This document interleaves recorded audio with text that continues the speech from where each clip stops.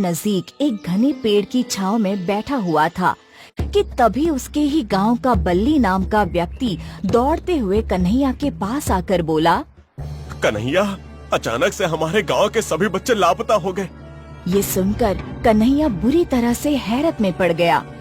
क्या लापता हो गए? कहाँ गए? तुम आखिर कहना क्या चाह रहे हो बल्ली भैया? कुछ देर पहले की बात है, गांव के सभी बालक खेल रहे थे। गांव में खुशी का माहौल था, मगर अचानक से एक एक करके सभी बालक गायब होने लगे। गांव में हाहाकार मच गया भाई। किसी की कुछ भी समझ में नहीं आ रहा है कि आखिर ये रहस्य क्या है। सब कुछ मेरी आंखों के सामने हुआ है कन्हैया, मेरा तो दिमाग ही काम नहीं कर रहा है। कन्हैया दौड़ते हुए अपने गांव पहुंच गया। उसने देखा कि गांव की सभी औरतें और पुरुष रो रहे थे। कन्हैया ने देखा कि उसकी पत्नी राधा एक पेड़ के नीचे बैठी रो रही थी। कन्हैया दौड़ते हुए राधा के पास जाकर बोला, क्या हुआ राधा? हमारा मुन्ना अचानक से मेरी आंखों के सामने से गायब हो गया। लेकिन ये सब कुछ हुआ कैसे? पता नहीं, मैं दोपहर का भोजन तैयार कर रही थी, तभी अचानक से मुन्ना मुझसे बात करते करते गायब हो गया और गांव में सबकी रोने की आवाजें आने लगी। बाद में मुझे पता चला कि हमारे गांव के सभी बच्चे गायब हो चुके हैं। तुम चिंता मत करो राधा, हमारा मुन्ना और गांव के बाकी बच्चे मिल जाएंगे। कन्हैया दौड़ता हुआ गांव के मुखिया के पास पहुंचकर बोला, मुखिया जी, आखिर ये सब हो क्या रहा है? मेरी भी कुछ समझ में नहीं आ रहा है कन्हैया। अचानक से हाहाकार मच गया। मेरी समझ में नहीं आ रहा है कि ये कैसी विचित्र घटना है। अचानक से गांव के बच्चे सबकी आंखों के सामने गायब कैसे हो गए? आखिर वो गए कहाँ? मुझे लगता है कि हमें इस बात की खबर अपने चंदनगढ़ राज्य के राजा को देनी चाहिए। हमें राजा विक्रम से मदद मांगनी होगी। तुम सही कहते हो कन्हैया। तुम अभी इसी समय राजा से मिलने के लिए चंदनगढ़ राज्य रवाना हो जाओ।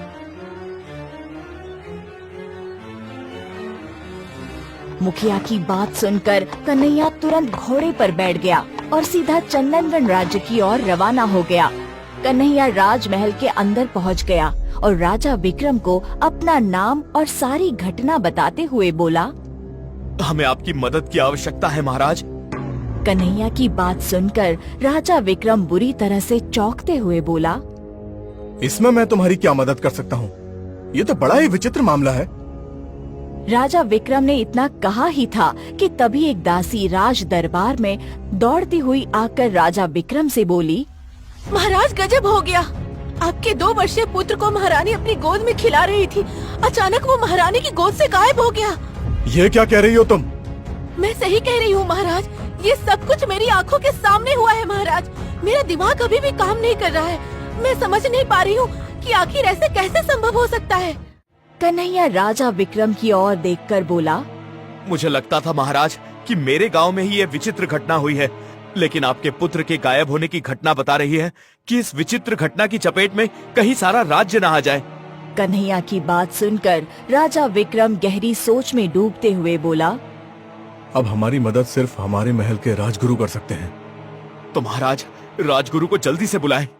इसी बात की तो समस्या है कन्हैया। हमारे राजमहल के राजगुरु सब कुछ त्याग कर वर्षों पहले घने जंगल में तपस्या करने के लिए चले गए और उन तक पहुंचना इतना आसान नहीं है। कहते हैं कि वो जंगल बहुत ही खतरनाक है। महाराज, आप मुझे सिर्फ आदेश दीजिए, वो जंगल कितना भी खतरनाक क्यों ना हो, मैं वहाँ जरूर जाऊंगा। तुम मेरी बात नहीं समझ रहे कन्हैया। ऐसी बात नहीं है कि मैंने उस जंगल में किसी को भेजने की कोशिश नहीं की, लेकिन उस जंगल में कोई भी गया तो आज तक वापस नहीं लौटा। लेकिन मुझे विश्वास है कि मैं वापस जरूर आऊंगा। ठीक है, तुम दिखने में बहादुर और बलशाली भी हो। मुझे विश्वास है कि तुम राजगुरु के पास जरूर पहुंचोगे।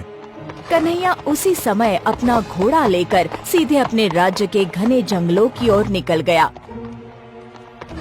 कुछ घंटे के बाद कन्हैया ने जैसे ही घने जंगल की सीमा में प्रवेश किया, अचानक उसका घोड़ा रुक गया।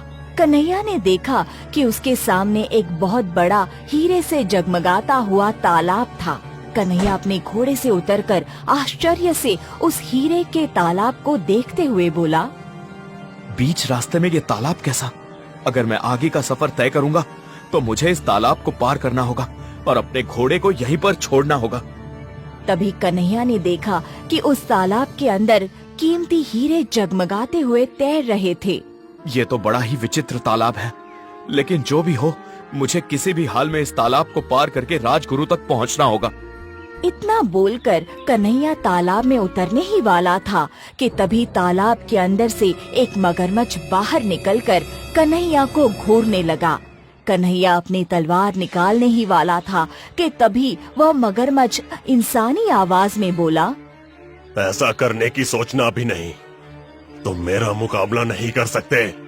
मगरमच्छ के मुंह से इंसानी आवाज सुनकर कन्हैया बुरी तरह से चौंकते हुए बोला, कौन हो तुम?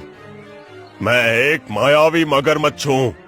मुझे यहाँ से आगे का सफर तय करना है और इसके लिए मुझे ये तालाब पार करना ही होगा। किसी भी कीमत पर नहीं, इसके आगे कोई नहीं जा सकता। कन्हैया दृढ़ विश्वास से मगरमच्छ की ओर देखकर बोला, लेकिन मुझे जाने से कोई नहीं रोक सकता। अगर तुम चाहो तो इस हीरे के तालाब से जितने भी हीरे चाहे निकाल कर ले जा सकते हो और अपना जीवन एक राजा की तरह व्यतीत कर सकते हो। मुझे इन हीरो का कोई लालच नहीं है, मुझे बस अपने राज्य के वासियों की मदद करनी है। कन्हैया ने इतना कहा ही था कि तभी तालाब वहाँ से गायब हो गया और वह मगरमच्छ एक सुंदर पुरुष में परिवर्तित होकर बोला, मैं इस जंगल का रक्षक हूँ। ये तुम्हारा एक इम्तिहान था और तुम उसमें पास हो गए। अगर तुम लालच में आकर हीरे के तालाब से एक भी हीरा उठा लेते तो तुम्हारी मृत्यु निश्चित थी। अब तुम आगे जा सकते हो। बहुत कम व्यक्ति इसके आगे जा पाते हैं और तुम उन्हीं में से एक हो। कन्हैया अपने घोड़े पर बैठकर आगे की ओर बढ़ गया। लगभग 10 दिन का मुश्किल सफर तय करने के बाद कन्हैया एक पहाड़ी पर पहुंचा, जहां पर साधु आंखें बंद किया हुआ बैठा हुआ था, जिसके चेहरे का तेज देखकर कन्हैया अपने आप से बोला, लगता है यही चंदनगढ़ राज्य के राजगुरु हैं। कन्हैया उसके पास पहुंचा ही था कि तभी वो साधु आंखें खोलते हुए कन्हैया की ओर देखकर बोले, कौन हो तुम? मेरा नाम कन्हैया है। क्या आप ही चंदनगढ़ के राजगुरु हैं? कन्हैया की बात सुनकर वो साधु बुरी तरह से चौंकते हुए बोले, हाँ, मैं ही चंदनगढ़ का राजगुरु हूँ। कन्हैया राजगुरु को बहुत सारी घटना बताते हुए बोला। आखिर ये सब क्या रहस्य है? कन्हैया की बात सुनकर राजगुरु ने अपनी आंखें बंद कर ली।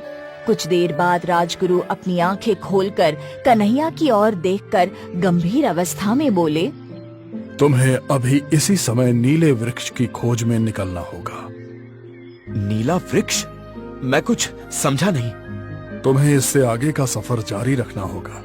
इन्हीं घने जंगलों के आगे एक ऐसा जंगल भी है जहाँ पर इंसान नहीं रहते। उस जंगल की सीमा पर एक नीले रंग का घना वृक्ष है। तुम उस नीले वृक्ष के पास पहुंचोगे तो वो जादुई नीला वृक्ष तुमसे तुम्हारा परिचय पूछेगा। तुम उसे अपना परिचय बता देना। चंदनगढ़ के राज्य में जो भी घटनाएं हो रही हैं और इन घटनाओं का जो भी जिम्मेदार है, वो नीला वृक्ष तुम्हें उसके पास पहुंचा देगा। यही उस नीले वृक्ष की खासियत है कि वो सही वस्तु को सही जगह पहुंचा देता है।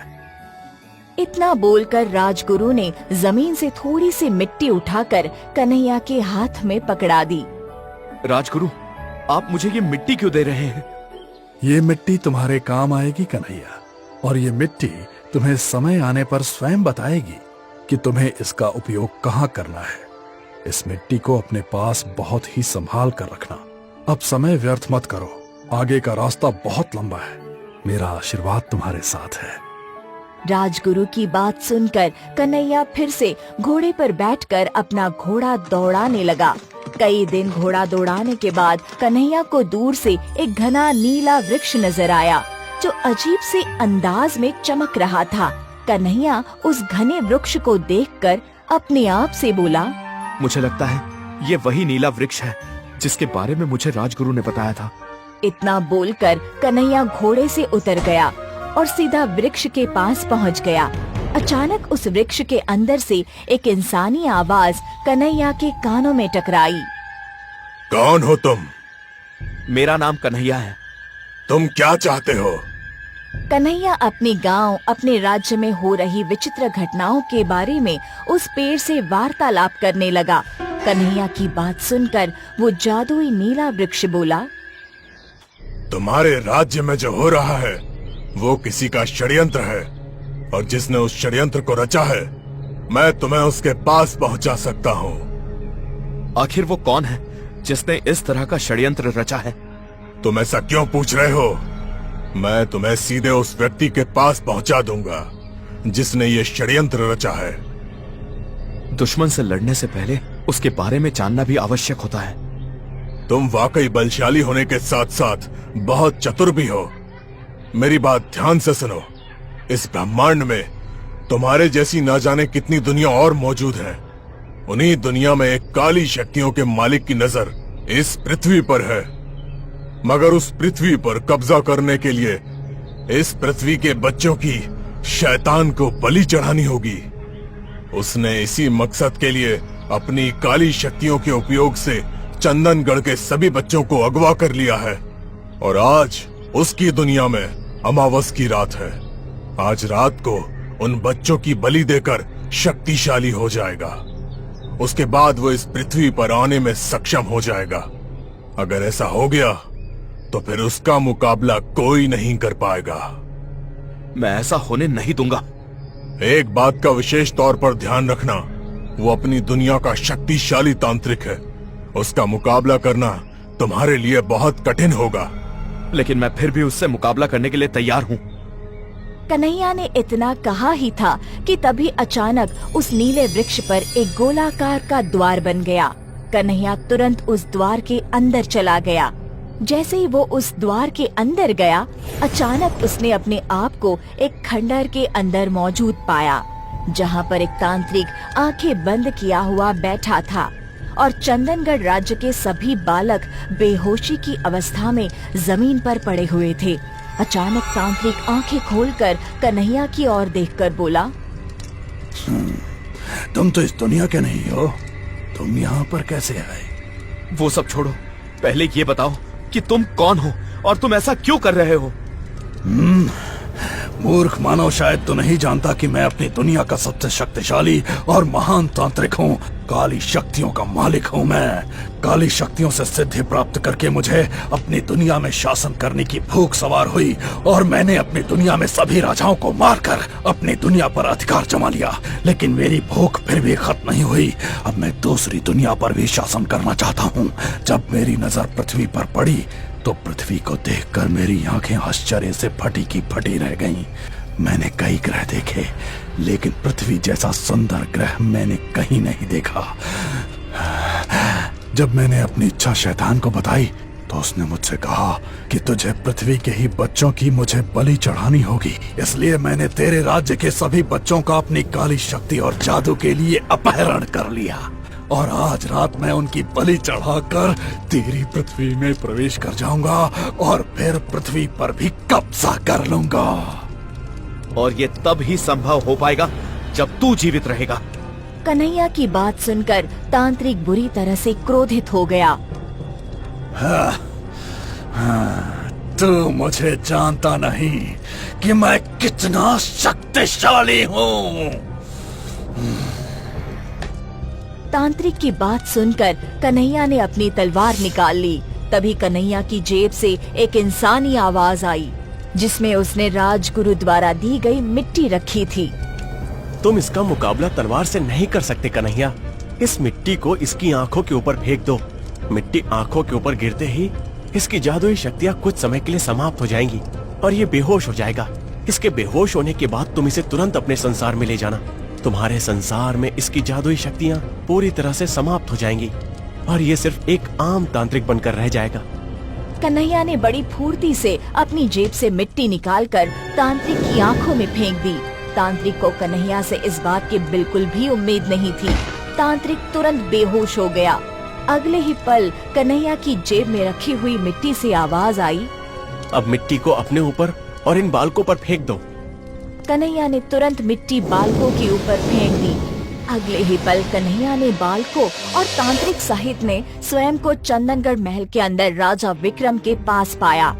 कन्हैया और बालकों को देखकर राजा विक्रम बुरी तरह से चौंक गया। तभी उसकी नजर बेहोश तांत्रिक पर पड़ी। राजा विक्रम कन्हैया से बोला, ये कौन है? कन्हैया सारी घटना बताते हुए राजा से बोला, महाराज, इसने अपनी काली शक्तियों के द्वारा चंदनगढ़ राज्य के हर बालक को अगवा किया था। यह हमारी दुनिया का नहीं है महाराज। अगर मैं समय रहते इसके पास नहीं पहुंचता तो ये आज रात सभी बालकों की बलि देकर हमारी पृथ्वी पर कब्जा कर लेता।